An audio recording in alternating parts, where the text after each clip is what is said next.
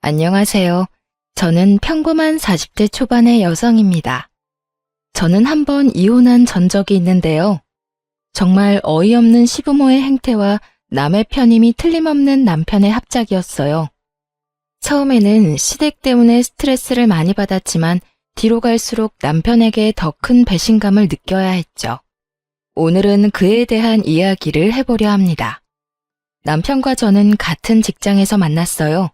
이름만 대면 아는 대기업에서 만나 사랑을 나누었으니 남들은 시집 잘 간다고 축하해주기도 했어요.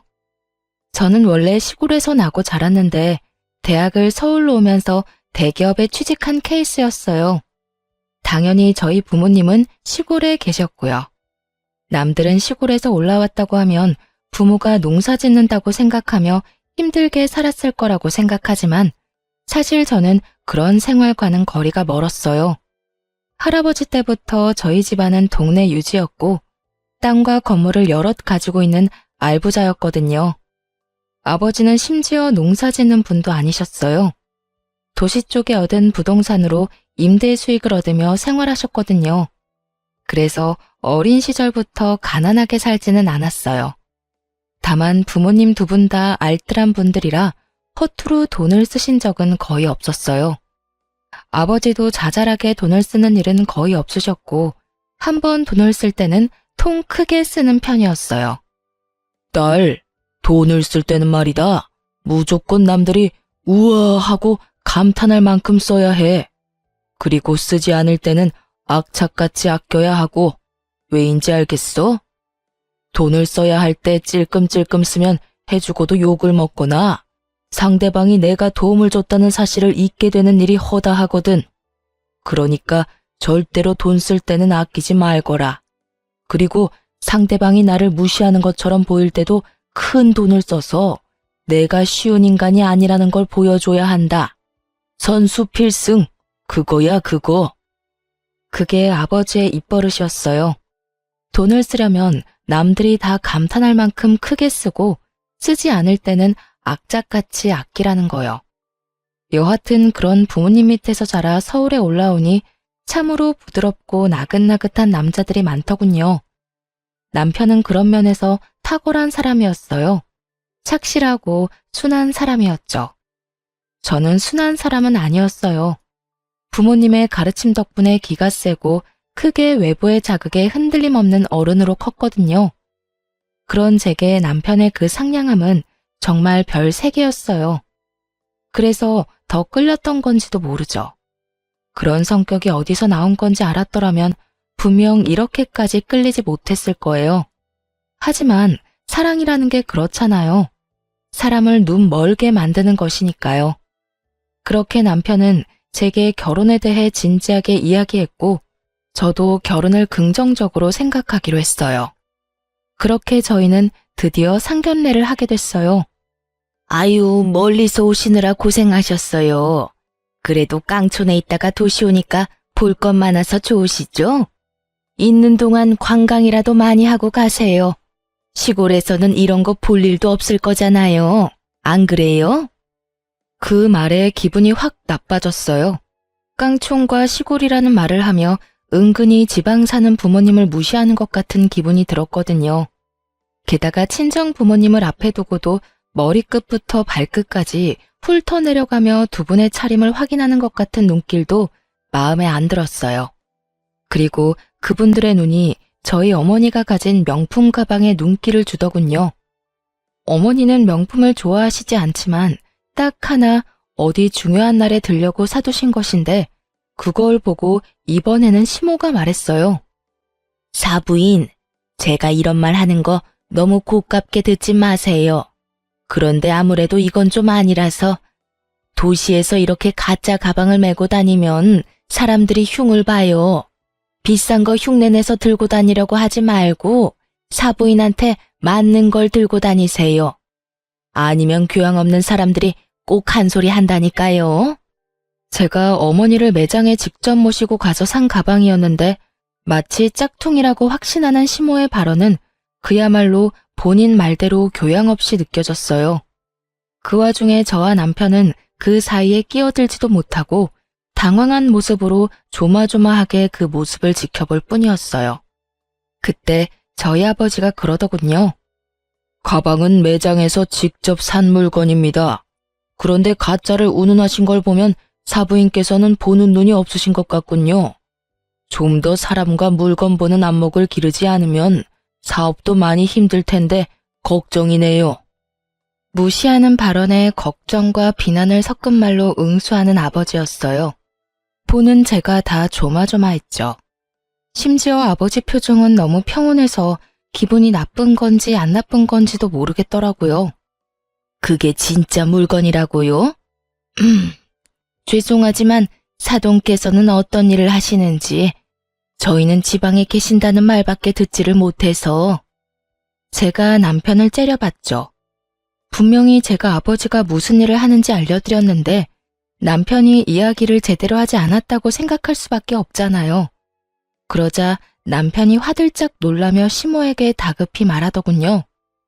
어머니, 제가 저번에 부동산 임대업 하신다고 말씀드렸잖아요. 바쁜 날 말씀드려서 깜빡하신 모양이네요. 장인어른께서는 지방에 땅과 건물을 가지고 계세요. 그제야 시모가 고개를 끄덕이며 새삼스러운 눈빛으로 저희 친정 부모님을 쳐다보더군요.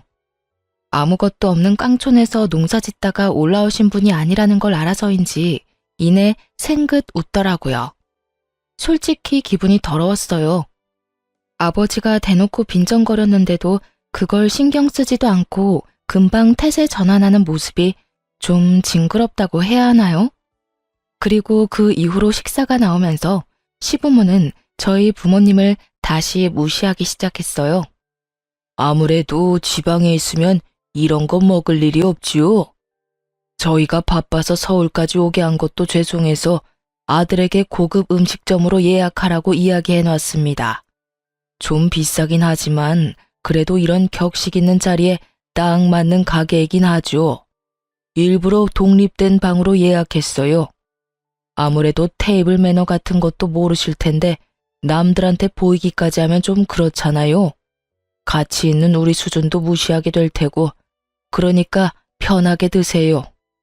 말투는 굉장히 격식이 있는 것처럼 보였는데 실상 말을 뜯어보면 대놓고 저희 가족을 무시하는 발언을 교묘하게 섞어서 말을 하고 있더군요. 시모와 시부의 모습에 저는 이 사람들이 저랑 남편의 결혼을 반대하는 거 아닌가 하는 생각까지 들 정도였어요. 그리고 식사에 들자마자 시부모는 본론부터 말하더군요. 저희는 결혼이 참 중요한 일이라고 생각하고 있어요. 그리고 사돈될 사람들 성품과 지위도 중요하다고 생각하고요. 하나뿐인 아들인데 어떻게 함부로 장가를 보낼 수 있겠어요? 사돈도 딸 시집 아무한테나 보내고 싶지는 않을 거잖아요. 그렇죠. 도대체 무슨 말을 하려고 저렇게 장황하게 뜸을 들이나 했는데 그 다음에 튀어나온 말은 당황 그 자체였어요. 그래서 말인데 결혼하게 되면 어떤 식으로 지원을 해줄 것인지 그게 궁금하네요. 저희 아들이 이런 말하면 제 얼굴에 금칠하는 것처럼 보이겠지만 정말로 어딜 가서 빠지는 얼굴도 아니고 직장도 대기업으로 아주 좋잖아요. 그리고 무엇보다 성격도 어찌나 착한지 이런 우량 물건 데려가시려면 그에 상응하는 무언가가 오고 가야 하는 게 정상이 아닐까 하는 생각이 들어서요. 시모 말은 우리가 내거는 조건에 따라 결혼을 승낙할지 말지 결정하겠다는 뉘앙스였어요. 나를 잡기 위해 상견례를 하는 줄 알았는데 결혼을 시킬지 말지도 아직 결정 못했다는 시모 말에 저는 눈앞이 하얘졌습니다. 도대체 뭐 하는 사람들인가 싶었죠. 그래서 사부인께서는 어떤 조건을 원하시는지 저희도 저희 딸이 어디 한 군데 빠진다는 생각은 안 합니다. 이만하면 얼굴도 예쁘고 아직 젊기도 하고 직장도 좋죠. 그리고 막내에다가 하나뿐인 딸이라 그런지 저도 마음이 많이 쓰입니다. 그런데 자네 집은 어떻게 할 생각인가? 아, 네.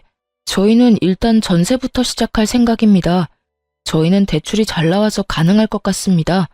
그리고 서울 외곽 쪽이면 돈도 좀 덜 들어서 그쪽으로 알아보고 있습니다. 집 살 돈은 얼마나 되지? 저는 5천만 원 정도 모아놨고 부모님이 1억 정도 마련해 주신다고 하셨어요. 나머지는 부부 둘이서 대출로 마련할 생각입니다. 아버지가 곰곰이 생각하더니 한마디를 툭 던졌어요. 1억 5천만 원 가지고는 서울에 괜찮은 집 마련하기가 불가능하다는 것쯤은 나도 잘 알고 있네. 그러면 내가 우리 딸아이를 위해서 신혼집을 마련해 주도록 하지. 20평대로 자네 회사 근처로 집을 찾아보게. 집은 내가 사주겠네. 그 말에 시댁 사람들 눈이 엄청 커져버렸어요.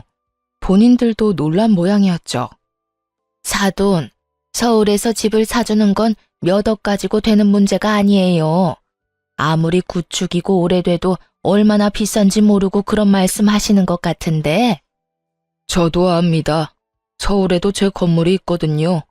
평생 부동산 쪽에 있었는데 서울 시세도 모를까 봐요.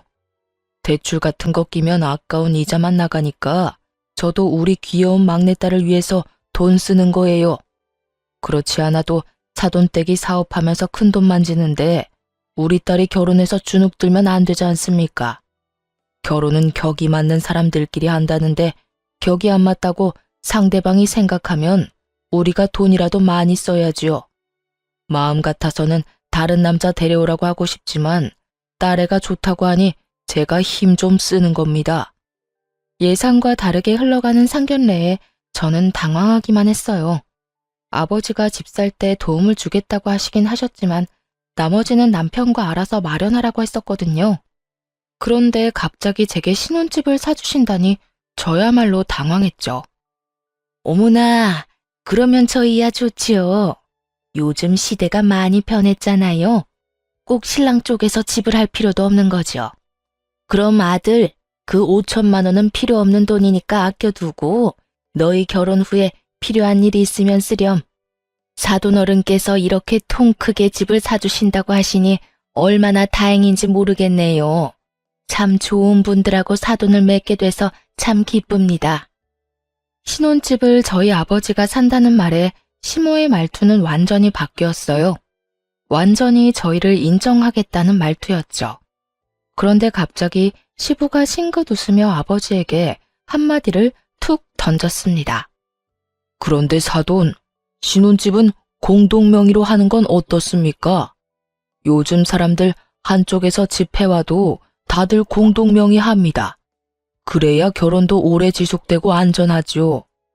요새 워낙 배우자 몰래 집을 가지고 장난치는 사람들이 많아서 아무래도 걱정이 좀 되잖아요. 물론 우리 며느리 될 아기가 그렇다는 말은 아닙니다. 그냥 통상적으로 다들 살면서 서로 집에 기여를 할 것인데 한 사람 이름으로 집을 한다는 게 좀 너무한 처사가 아닌가 해서요. 지금 저희 딸이 그런 장난질이나 할 사람처럼 보입니까? 그리고 억짜리 집도 아니고 몇십억이나 되는 집을 돈 한 푼 내지 않은 사위에게 지분을 내준다는 것도 너무 날로 먹으려는 것처럼 보이는데요. 사돈께서 농담을 하는 건지 진담을 하는 건지 모르겠군요. 만약 공동명의로 꼭 하셔야겠으면 저는 빠지겠습니다. 집을 사주지 않을 테니 알아서 하시는 게 나을 것 같군요. 아니요, 아닙니다. 당연히 농담이었죠. 조크였습니다, 조크. 요즘 워낙 세상이 흉흉해서 말이죠. 그냥 농담이었으니 걱정하지 마시죠. 정말로 농담이었다는 듯 웃으며 이야기하는 시부를 보며 아버지는 묵묵히 그 자리에서 식사만 했어요. 마음에 안 들어하는 모습이 역력했죠. 저는 시부모 때문에 이 상견례를 망쳐버렸다고 생각했어요. 결혼을 못할지도 모르겠다는 생각도 들었죠. 남편도 당황한 기색이 가득했고 저는 시부모 때문에 우리 결혼이 틀어질까봐 밥도 제대로 삼키지를 못했어요. 그렇게 간간히 시모와 저희 친정엄마의 대화만 오가던 상견례가 끝이 났어요. 저는 저희 부모님을 호텔에 모셔드리러 나왔고 남편은 남편대로 시댁 식구들을 집에 데려다 주러 갔어요. 저희 가족만 남았을 때 아버지가 그러더군요. 딸, 사위될 남자 괜찮은 거 맞냐? 저런 생각 없는 인간들 밑에서 제대로 된 아들이 나올 리는 없는데 참 이상하네. 내가 저번에 봤을 때 사위는 참 겸손하고 순수해 보이던데 부모들은 왜 저렇게 무례하지? 나도 저번에 시댁에 인사드리러 갔을 때는 저 정도가 아니었어요. 상견례라고 힘 좀 주셨나? 근데 아빠, 집을 사준다니 그거 엄마랑 이야기된 거 맞아요? 옆에 있던 친정엄마는 고개를 절레절레 저었어요. 아버지가 그 자리에서 즉흥적으로 한 말이라는 거였죠. 서울 집값 장난 아니에요. 아버지 가지고 있는 건물까지 팔아야 할 텐데. 딸, 사람이 죽으면 가지고 가지도 못하는 게 재산이다. 너 그런 집에서 돈도 없이 들어가면 얼마나 구박받겠냐? 딱 봐도 인상 좋은 사람들은 아니잖아. 그러니까 초반에 저 기세를 꽉 눌러야 해. 그나마 이 아비가 뼈 빠지게 벌어놓은 돈이 있으니 그걸로 크게 한 대 후려치고 시작하는 거지. 그렇다고 해서 그 큰 돈을... 그것보다 더 중요한 게 있어. 너 절대로 네 남편한테 공동명의 해주지 마라. 네 남편이 괜찮은 사람이라고 해서 저 사돈들이 괜찮은 사람인 건 아니잖아. 아까 돈 한 푼 안 낼 거면서 공동명의 이야기하는 거 봤냐? 농담이라고는 했지만 농담은 아니었을걸? 내가 신혼집 해주겠다는 말 듣고 억울하고 생각했을지도 모르지. 딸이 원하는 건 다 들어주는 딸바보라고 생각했을지도 모르고. 그런 인간들은 나중에 뒤로 무슨 짓을 하는지 알 수 없는 거야. 내가 젊을 때 사기 많이 당해봤잖아. 그러니까 첫째도 의심, 둘째도 의심이야. 알았어? 서울에 대학을 갈 때부터 아버지의 입버릇은 모든 것을 의심하라는 거였어요. 사실 그 덕에 범죄 피해를 잘 빠져나갈 수 있긴 했죠. 서울이 이상한 곳이라기보다는 엄청난 사람이 여기저기서 몰려오니 확률적으로 범죄를 맞닥뜨릴 일도 많다는 거거든요. 게다가 일거수일투족이 다 소문나는 시골과 달리 서울이라는 곳이 워낙 크고 이웃 간에 가깝지 않은 곳이기도 하니까요. 그래도 아버지가 결혼을 하지 말라고 하지 않은 건 남편의 착한 모습 때문이었을 거예요. 그렇게 저희는 결혼을 할 수 있게 됐죠. 결혼을 하고 시댁에 갈 일은 많지 않았어요. 남편이 불편한 제 마음을 헤아려 줬고 시댁과의 만남을 최대한 피할 수 있게 해줬거든요. 그런데 결혼하고 1년쯤 지났을 때 시댁에 큰일이 벌어졌어요. 시부가 하던 사업이 실패하면서 시댁 집까지 팔아야 하는 상황이 되어버렸거든요. 그전에도 사업이 잘 안 돼서 2번 망한 적이 있긴 했는데 그때는 본인들이 가진 돈으로 사업을 하다 망했고 이번에는 투자금까지 받아서 어떻게 해보려다 망한 거라 그 투자금을 다 돌려줘야 하는 상황이 된 거죠. 한마디로 크게 일 벌리다가 망해버린 거예요. 투자금이라 해봐야 얼마 되지는 않았지만 집을 날려버리기에는 충분한 금액이었어요. 그렇게 몇 날 며칠을 시댁과 저희 집을 오가며 근심이 가득하던 남편이 제게 그러더군요. 혹시 우리 집 담보로 대출 좀 받을 수 있을까? 대출 받은 건 내가 다 낼 거야. 지금 좀 급해서 그래. 부모님 지금 당장 살 곳도 없으시고. 그 말에 정신이 번쩍 들었어요. 상견례 끝나고 했던 아버지 말이 생각났거든요. 아빠한테 물어볼게. 내 명의이긴 하지만 아버지 돈으로 낸 집인데 내가 그런 중요한 걸 선택하는 건 좀 아니잖아. 잠깐만 기다려봐. 저는 아버지와 통화를 했고 아버지는 그걸 듣더니 절대로 집 담보로 대출받지 말고 일단 남편 데리고 친정에 한번 내려오라고 하더군요. 그렇게 남편을 데리고 친정에 갔어요. 남편은 저희 아버지가 혼날 거라고 생각했는지 안절부절 못하는 모습이었어요. 그래, 자네 돈이 필요하다고? 네, 저희 부모님 사업이 망해서 지금 당장 집 얻을 돈도 없어서요. 집을 담보로 대출을 받으려고 하는데 장인어른 허락을 받아야 한다고 해서. 자네 집 살 때 쓰려던 5천만 원은 어쩌고? 그걸로 부모님 집 얻어드리면 되지 않나? 그게 사업 망하고 빚쟁이들이 밀려오는 바람에 제 돈까지 부모님이 빌려가셨어요. 저는 지끈거리는 머리를 손바닥으로 감쌌어요. 이 시부모들이 남편이 모아놓은 돈까지 싸그리 끌어당겼었던 거예요. 남편은 저에게 말도 없이 그 돈을 시댁에 홀라당 줘버렸고요.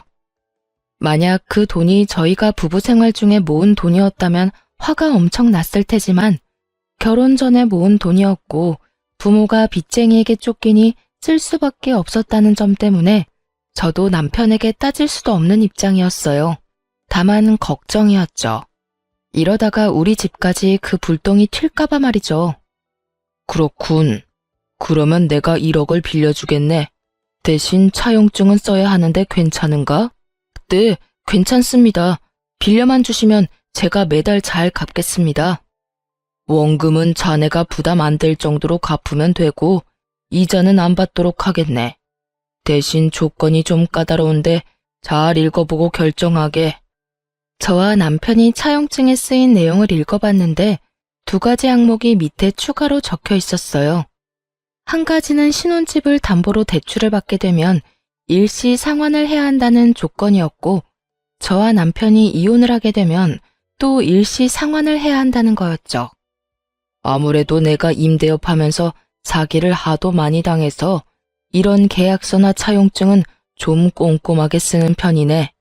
어떻게든 허점을 이용해서 빠져나가려는 사람이 많거든. 그렇군요. 저는 괜찮습니다, 장인어른. 저희가 이제 막 결혼했는데 헤어질 일도 없고 신혼집도 아내 명의이니 아내 허락 없이는 어떻게 하지도 못합니다. 매달 원금만 조금씩 갚아도 되는 조건이면 다른 어떤 곳에서 빌리는 것보다 훨씬 좋은 조건인데요. 저희 상황 생각해 주셔서 이렇게 빌려주시는 거 너무 감사합니다. 남편은 호언장담을 하며 도장을 꾹 찍더군요. 결혼한 지 1년밖에 안 됐으니 어찌 보면 당연한 거였죠. 저도 이혼할 생각은 없었으니까요. 그래서 아버지가 남편을 도와주려 하는 것에 감사했어요. 꼼꼼하게 써놓은 항목들도 저희가 지키기 쉬운 것들로 넣어준 거라고 생각했어요. 남편은 그 돈을 가지고 시부에게 바로 집을 하나 얻어줬습니다. 1억에 대출까지 껴서 겨우 전셋집을 얻을 수 있었어요. 어머니, 아버지, 장인어른께서 무이자로 돈을 안 빌려주셨으면 진짜 이 집도 못 구할 뻔했어요. 다음에 선물 사들고 찾아뵙기로 했어요. 이 사람한테도 더 잘해야겠다 싶고요. 남편이 그 말을 하며 저를 바라보며 싱긋 웃었어요. 저도 그런 남편을 향해 웃어 보였어요. 아버지의 호의 덕분에 급한 불을 끄게 됐으니 저도 마음이 좀 홀가분했거든요. 그런데 그런 제 마음에 시모가 찬물을 탁 끼얹더군요. 그래? 1억이 뭐 큰 돈은 아니지. 그리고 그 돈 빌려준 게 사돈 어른이지 며느리는 아니지 않니? 얘한테 잘해줄 건 뭐야? 너 돈 때문에 잡혀 살면 안 된다. 도와줄만 하니까 도와준 거야. 너 보고 도와준 걸 며느리 덕으로 돌리는 것도 이상하고. 그리고 며느라가, 너도 네 아버지 돈으로 우리한테 생색 낼 생각은 하지 마라. 그 돈이 네 돈은 아니잖니? 나는 며느리 눈치 보며 살 생각은 없어. 어차피 그 돈도 그냥 준 게 아니라 빌려준 거고 원금 꼬박꼬박 갚을 건데 우리가 너희 가족한테 굽실거리는 것도 이상하잖아. 그치? 시모의 말에 저는 입을 다물지 못했어요. 참, 사람 도와주고 이런 식으로 취급받을 줄이야. 그런데 그 뒤가 더 문제였어요. 그리고 이번에 김장해야 하는데 우리는 이사 때문에 힘들 것 같으니 너 혼자 김장 좀 해서 김치 보내거라. 나는 가게에서 파는 김치는 맛이 없어서 못 먹거든. 그리고 젓갈 많이 들어간 것도 못 먹으니까 참고하고. 아, 그래도 한 30포기는 넘게 해야 할 거야. 우리 집에 10포기, 너희 10포기, 할머니네 10포기. 다 되면 집으로 갖다 줘. 알겠니? 그 이야기를 듣는데 완전 골이 띵하더군요. 같이 하자고 했으면 이 정도로 열받지는 않았을 겁니다. 저희 집도 시골에서 김장 엄청 많이 하거든요. 그런데 그걸 혼자서 하는 건 절대 아니었어요. 김치를 가져갈 사람들은 다들 모여서 함께 하는 거였으니까요. 그런데 저더러 혼자 30포기를 하라니 저는 알겠다고 말하고 김장은 8포기만 했어요. 저희 먹을 것만 해서 김치 냉장고에 넣어두고 시댁과 시조모 댁에 보낼 김치는 인터넷으로 주문했어요. 그리고 두 분 주소를 남편에게 알아내서 김치를 보내드렸죠. 이틀 뒤에 시모에게서 전화가 왔습니다. 야, 너 이게 뭐 하는 짓이야? 김치를 사서 보내? 내가 김장김치에서 보내라고 했지 사서 보내라고 했니?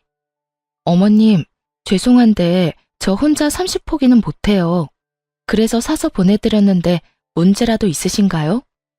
입맛에 안 맞으면 반품하시고 다른 거 사시면 될 것 같은데요. 그 문제가 아니잖아. 30포기 누가 혼자 하라고 했니? 친정 가서 해오면 되지. 지금 시댁김치를 친정에서 해서 가지고 오라는 말씀이신가요? 그래. 너 혼자 못하겠으면 그렇게 하면 되지. 내가 분명히 말했지. 나는 시중에 파는 김치는 못 먹어. 저희 친정어머니가 왜 어머님 드실 김치를 해야 해요? 저희 어머니를 설마 가사도우미 정도로 생각하시는 건 아니시죠? 저는 어이가 없었어요. 불과 얼마 전에 우리 부모님한테 돈 빌려갔잖아요. 그런데 저뿐만 아니라 저희 부모님까지 끌어들여서 시집살이를 시키려 하는 꼴이 정말 너무 웃겼어요. 사돈한테 돈 빌려간 주제에 마치 주인이라도 된 마냥 굴더군요. 난 그런 생각한 적 없어. 오히려 네가 우리를 얼마나 무시했으면 내 말은 들은 채도 하지 않고 김치를 사서 보냈겠니? 정말 며느리라고 하나 있는 게 이렇게 생각이 없어서 어쩌니? 이런 일 하는 게 며느리야. 결혼한 지 얼마나 됐다고 벌써 시어머니를 이겨먹으려고 해? 어머님, 인간적으로 30포기를 혼자 하라거나 나누지도 않을 친정엄마와 함께 하라고 하는 게 더 저희를 무시하는 것 같은데요. 김치는 보냈고 마음에 안 드시면 반품하고 이번에는 어머님이 직접 주문해서 드세요. 요즘 파는 김치도 맛있게 잘 나와요. 그리고 요즘 세상에 며느리가 시댁 일꾼이라고 생각하는 것도 진짜 구식인 건 아시죠? 저는 그렇게 이야기하고 전화를 뚝 끊었어요. 시모가 열받았는지 남편에게 전화해서 난리를 쳤더라고요. 그날 저녁에 남편이 저희 집에 와서 그러더라고요. 여보, 도대체 어머니랑 무슨 일이 있었길래 어머니가 그렇게 화가 나셨어? 어머님이 나더러 김치 30포기를 혼자서 하라고 하더라고. 그래서 우리 먹을 8포기만 하고 어머님 보낼 김치는 인터넷에서 사서 보내드렸지. 이 일에 어디에서 화를 내는지 모르겠네. 우리 엄마 입이 좀 까다로우셔서 시중에 파는 김치는 못 드시는데 웬만하면 김치에서 갖다 드리지 그랬어. 남편의 이야기에 저는 화가 났어요. 그러면 김장을 같이 하자고 말씀하셨어야지. 나 혼자 30포기를 어떻게 하라는 말인데? 그럼 당신이 나랑 같이 김장할래? 그리고 어머님이 우리 친정엄마까지 끌어들였다고. 장모님을? 그래. 30포기 혼자 하기 힘들어서 안 했다니까. 그러면 친정엄마랑 같이 해서 보내야 했던 거 아니냐고. 우리 엄마가 식모야? 김치 만들어서 시어머니한테 갖다 바치는 게 말이 되냐고. 이참에 이야기할게. 당신 어머님한테 이야기 좀 해. 제발 상식적으로 행동하시라고. 내가 당신한테 이런 이야기 하는 거 싫은데 부모님 그 집도 우리 아버지한테 빌린 돈으로 마련한 거잖아. 그러면 적어도 우리 부모님은 건드리지 말아야지. 제 말에 남편은 우물쭈물 쩔쩔매며 아무 말도 못하더군요. 겨우 시어머니에게 이야기해보겠다는 말을 들었을 뿐이죠. 그런데 며칠 뒤 더 경악할 만한 일이 벌어졌어요. 시모는 제 상상을 뛰어넘는 뻔뻔함을 지녔더라고요. 돈 1억을 남편이 빌려갔는데 저희 어머니에게 전화해서 돈을 더 요구했다고 하더군요. 예, 너희 시어머니 진짜 너무한다. 우리더러 돈 많으니 돈 좀 더 달라며 돈 맡겨놓은 사람처럼 떼를 쓰는데 아휴, 내가 정신이 없어서 너희 아버지 바꿔줬더니 너희 아버지랑 싸우고 난리가 났어 얘. 저는 정신이 아득해지는 걸 느꼈어요. 결국 친정아버지가 화가 잔뜩 난 채로 저희 집에 찾아왔어요. 그리고는 시댁 어른들 불러오라며 난리였죠. 결국 남편에게 시부모님 모시고 오라고 전했어요. 남편은 화난 장인의 모습에 시모에게 도대체 무슨 짓을 저질렀냐고 물었고, 시모는 자기는 잘못한 거 없다며 당당하게 저희 집에 왔더군요. 사부인, 아무리 그래도 이건 너무하지요. 어떻게 다짜고짜 와이프한테 전화해서 돈을 더 달라고 떼를 쓰실 수가 있습니까? 아니, 우리한테 돈 맡겨놨어요? 애들 신혼집도 제가 해줬고 사돈 빚쟁이한테 쫓긴다는 말에 1억 빌려준 것도 저입니다. 그런데 또 전화와서 돈을 빌려달라뇨. 이 정도면 제가 많이 해드린 것 같은데 도대체 저희를 어떻게 생각하길래 그렇게 편하게 전화해서 돈을 빌려달라고 하십니까? 힘들 때 좀 도와달라는 게 뭐가 문제예요? 안 빌려주면 그만이지. 이렇게 사람까지 불러서 무안을 주려는 이유는 뭐예요? 올랑 집 하나 해줬다고 대단한 사람이라고 생각하시나 본데 저희 사업 잘 될 때랑 비교하면 별것도 아닌 수준이거든요. 지금은 사업이 잘 되고 있어서 저희한테 돈 빌리려고 전화하신 겁니까? 무슨 일이든 정도라는 게 있는 법인데 막무가내로 전화해서 떼쓴다고 돈을 빌려줄 거라고 생각했어요? 이런 무례한 사람들이랑 사돈을 맺다니. 장인어른, 진정하세요. 제가 사과드리겠습니다. 어머니가 그런 전화하신 줄 정말 몰랐습니다. 그러니 화 푸세요. 남편의 사과에 시모는 입이 삐죽 나왔고 친정아버지는 겨우 가라앉은 모양새였어요. 어머니, 빨리 사과드리세요. 앞으로 연락 안 하면 되는 거잖아. 이런 일로 사과는 무슨 사과야. 내가 큰 죄를 지은 것도 아니고. 그렇게 말하며 시모는 자리를 떴습니다. 아버지는 남편에게 경고했어요. 자네, 한 번만 더 이런 일로 우리를 실망시키면 딸아이가 이혼 안 하겠다 하더라도 내가 데려와 버릴 거야. 그렇게 이 사건은 남편의 빠른 사과 덕분에 겨우 봉합이 됐어요. 하지만 생각 없는 시모의 기행은 그걸로 끝나지 않았어요. 저희 부부는 결혼과 동시에 아이를 가지려고 애를 썼는데 1년 반 동안 아이가 생기지를 않았어요. 그래서 산부인과 검사를 했고 제가 다낭성 난소증후군이라는 난임 판정을 받게 됐어요. 의사 말로는 불임은 아니고 난임이라고 아주 드물게 자연 임신이 되는 경우가 있긴 하지만 임신을 하더라도 유산이 잦을 거라고 하시더군요. 그에 비해 남편은 정상이었죠. 제 탓으로 아이가 생기지 않는다는 생각에 무척 힘든 시간을 보냈어요. 그래도 치료를 하면 임신 확률을 조금은 높일 수 있다는 말에 좋다는 치료는 다 해가며 임신을 준비했어요. 시댁에는 비밀로 하려고 했지만 남편이 그 이야기를 시모에게 이미 해버렸더라고요. 난임 판정을 받고 한 달 뒤에 시모가 저희 집에 연락도 없이 찾아왔더라고요. 그때 집에는 저와 남편 둘 모두 있었어요. 그런데 시모는 들어올 때 표정부터가 아주 의기양양했죠. 무슨 이야기를 하려나 싶었는데 그 이야기를 꺼내더군요. 너 난임이라는 말 들었다. 하자이는 며느리를 들였다니. 너 옛날 같으면 이거 아주 큰 문제였다는 거 알고 있니? 어떻게 결혼 전에 검사도 안 해보고 결혼을 했어? 우리 집안 대가 끊기는 일인데 이건 이혼감이야, 이혼감. 하자이는 며느리, 이혼감. 이런 말을 듣고도 아무 말 못하고 있는 제가 정말 너무 싫고 화나고 열받았어요. 그런데 시모가 가만히 듣고만 있는 저를 보더니 한마디 더 하더군요. 네가 우리 집안에 이렇게 큰 누를 끼쳤으니 원래라면 이혼을 시켜야 맞는 일인데 내가 교양 있는 사람으로서 그런 짓은 못하지. 다 봐줄 테니 너도 우리 집안의 성의를 보여라. 그러면 문제 있는 너도 우리가 잘 품어줄 테니까. 성의요? 성의를 보이라는 말에 제가 되묻자 시모가 그러더군요. 당연히 성의를 보여야지. 한 5억 정도면 가능할 것 같은데 사실 5억도 작지. 네가 하는 짓이 우리 집안 대를 끊게 만든 건데 이 정도로 넘어가는 걸 다행으로 생각해야 하지 않겠니? 아, 그리고 이 신혼집도 공동 명의로 해놔. 우리 아들 아기를 얼마나 좋아하는지 알지? 그런 애가 평생 애 없이 살아야 하는데 당연히 그 정도는 해줘야 하지 않겠어? 이 엄청난 요구에 저는 그저 헛웃음만 나왔어요. 제가 악몽을 꾸고 있는 건 아닐까 착각할 정도였으니까요. 어머님, 제가 그 성의를 안 보여주면 어떻게 되는 건가요? 당연히 이혼이지. 너 대를 잇지 못하는 게 얼마나 큰 건지 몰라서 그래?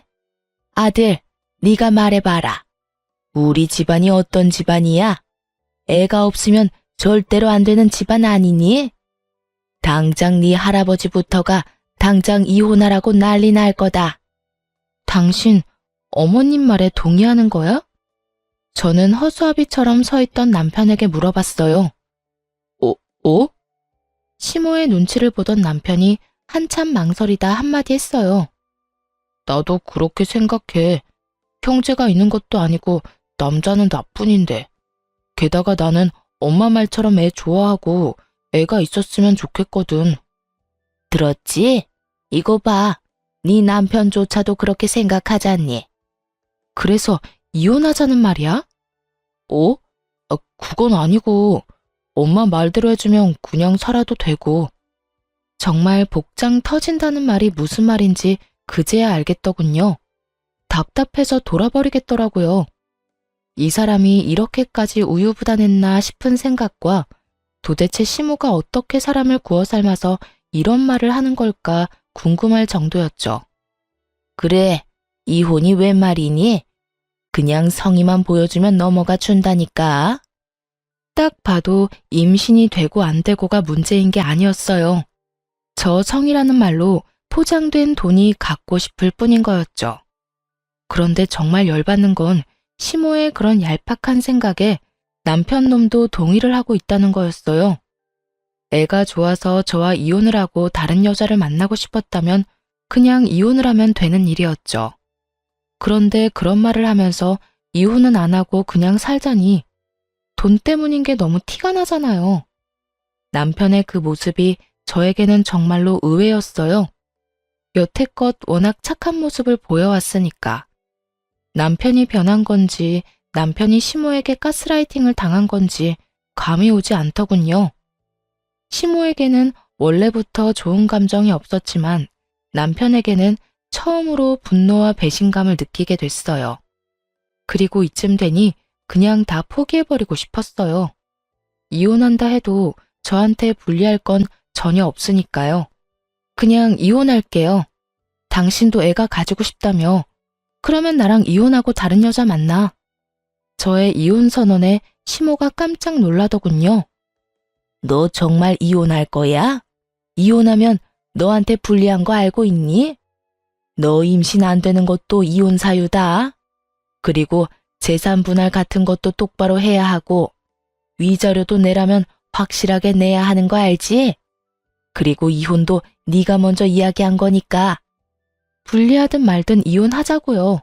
그거 원하시는 거 아니었어요? 애도 못 낳는데 뭐하러 같이 살아요? 지금 보니까 저 남자 나한테 마음이라고는 한 조각도 안 남은 빈 껍데기처럼 보이는데 원하시는 대로 하세요. 5억의 공동명의? 어디서 날로 먹으려고? 일단 지금 당장 둘 다 이 집에서 나가세요. 여기 내 집이니까. 당신도 나랑 이혼하고 싶다고 했으니 이 집에서 나가고. 그렇게 두 사람을 내쫓고는 이혼 소송을 진행했어요. 아버지는 오히려 잘 됐다며 이혼 판결만 나면 빌려준 돈 싹 다 가져오자며 아주 벼르고 계셨어요. 위자료도 다 뜯어내자고 말이죠.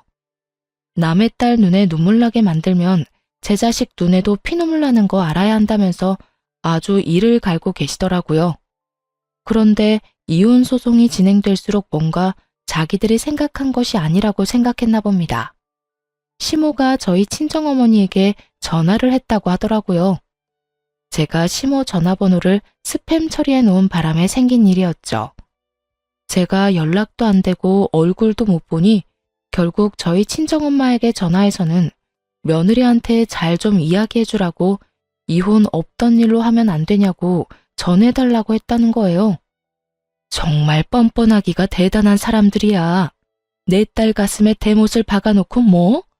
내가 진짜 얼굴이 앞에 있었으면 머리끄댕이를 잡아당겨서 머리털을 다 뽑아놨을 거야. 저것들이 아직 제정신을 못 차렸어. 이제 와서 보니까 자기들한테 전혀 유리한 조건의 이혼이 아니었다는 걸 알아챈 거지. 보통은 이혼하기 전에 다 알아보는 거 아니야? 내가 이혼 안 하고 돈 줄 거라고 철석같이 믿었나 봐. 임신 안 되는 것도 서러운데 돈까지 내고 서러워야 해? 그런 취급 받을 바에야 평생 혼자 살고 말지. 그런데 시모의 그 연락이 끝일 거라고 생각했는데 일 끝나고 회사에서 나오는데 남편 놈이 저를 기다리고 있더군요. 같은 회사지만 부서가 달라 필사적으로 피해 다녔는데 결국은 출입구에서 기다리고 있으니 피할 방법이 없었죠. 남편은 굉장히 어정쩡한 얼굴로 저를 기다리고 있었어요. 미안한 것도 아니고 화난 것도 아니고 딱 누가 시켜서 찾아온 것 같은 얼굴이요. 얼떨떨한 표정으로 저를 부르더라고요. 난 당신하고 할 말 없는데? 여보, 나는 할 말 있어. 잠시면 돼. 잠깐만 들어줘. 내가 그때 한 이야기는 정말로 다 거짓말이야. 난 여전히 당신 사랑하고 있고 아이가 없더라도 당신하고 헤어지고 싶은 생각 절대로 없어. 이건 진짜 내 진심이야. 그러니까 우리 이혼 없던 걸로 하면 안 될까? 당신 없으니까 너무 허전하고 힘들어. 웃기고 앉아있네. 당신 그거 전혀 진심으로 안 들려. 그런 말 하고 싶었으면 내가 어머님한테 그런 취급 받았을 때 했어야지. 이혼 이야기 나오기 전에 했었어야 맞는 거지. 그랬으면 난 당신 하나 바라보면서 혼인관계 유지했을 거야. 그런데 너 뭐라 그랬냐?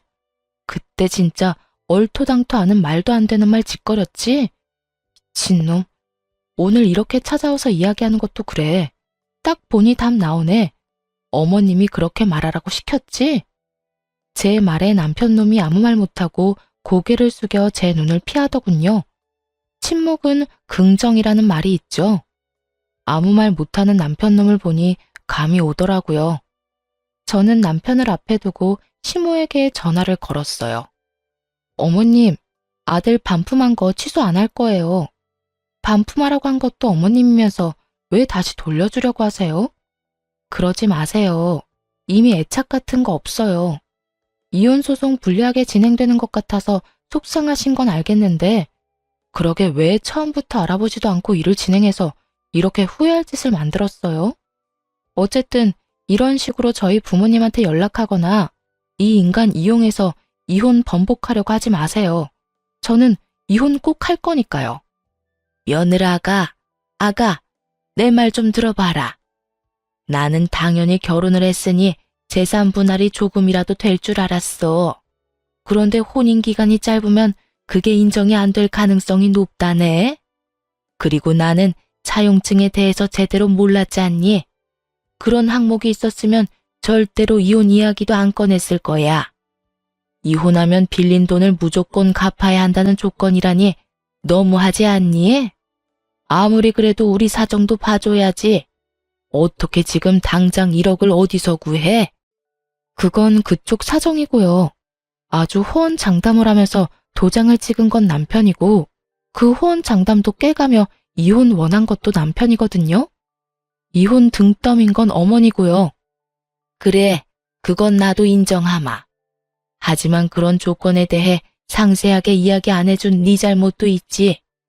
애는 없어도 된다. 얘야, 그러니까 이혼만은 좀 어떻게 안 되겠니? 나는 이혼 안 하는 게 훨씬 좋은 것 같아. 왜요? 저는 하는 게 좋을 것 같은데요. 난임이라는 거 하나만으로 저를 하자 있는 인간으로 몰아서 친정의 돈까지 뜯어내려고 하더니 결국 가지고 있는 모든 걸 잃으셨네요. 그냥 가만히 아들 부부 놔뒀으면 그래도 빌린 돈은 보전할 수 있었을 텐데. 저희 이혼하게 만드신 것도 모자라서 사람 약점 가지고 뒤흔든 고약한 마음씨 잘 봤어요. 그래도 결혼 초반에 알게 돼서 천만다행이에요. 잘못했으면 저도 못 빠져나올 뻔했으니까요. 앞으로 연락하지 마세요. 연락하면 스토커로 신고할 거예요. 그리고 이 인간 시켜서 말 전하게 하지도 말고요. 저 이미 이 사람한테 정 다 떨어졌어요. 그렇게 말하고 전화를 끊자 남편 놈은 더욱더 고개가 아래로 파고들더군요. 이 인간이 이 정도로 마마보이일 줄은 결혼할 때만 해도 몰랐어요. 그냥 남 생각 잘하는 착한 사람이라고 생각했는데 제가 깜빡 속았던 거예요. 앞으로 이런 일로 내 앞에 얼굴 보이지 마. 재수없으니까. 내가 이런 말 했다고 화낼 건 아니지? 너 딱 재수없게 행동했잖아.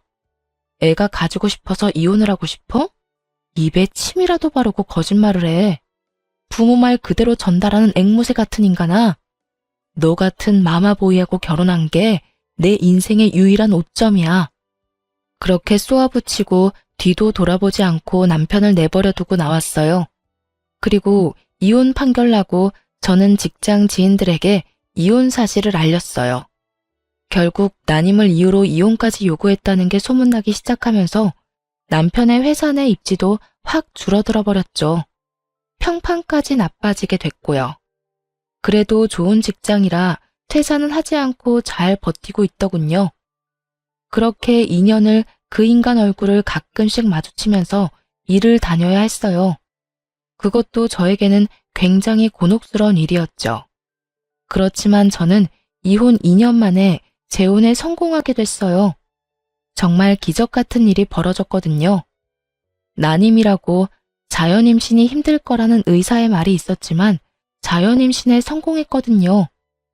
남편과 헤어지고 만나던 연인이었어요.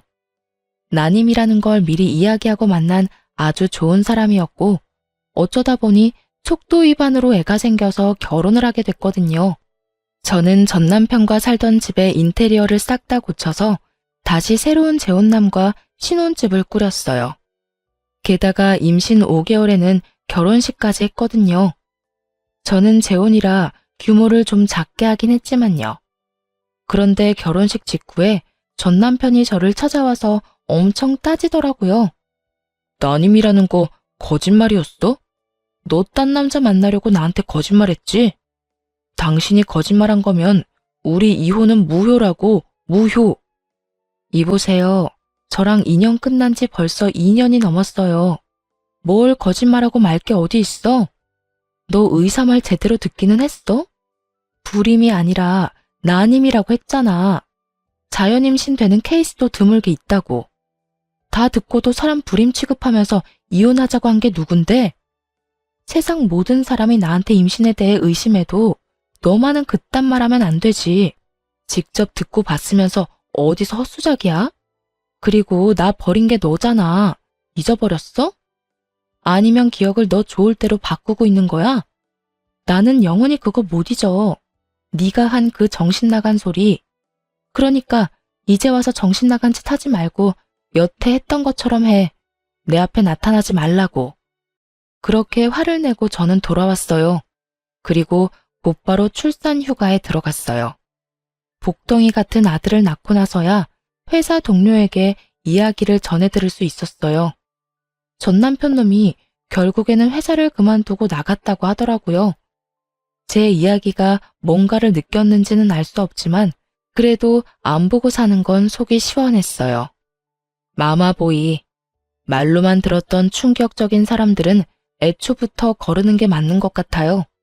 사람 착해 보이는 모습으로 눈을 속일 수 있으니 글 읽고 계신 분들도 주의를 기울이시는 게 좋을 거예요. 정말 처음에는 아주 감쪽 같은 정상인처럼 보이거든요. 어쨌든 저는 외동아들 키우며 힘들지만 즐거운 날들을 보내고 있어요. 애를 키우면 엄청 힘든데 그 힘든 일들이 전 남편과의 결혼 기간에 비하면 훨씬 수월하더라고요. 앞으로도 재혼한 남편과 아이와 행복하게 지낼 거예요. 푸념 같은 저의 긴 글 읽어주셔서 감사합니다.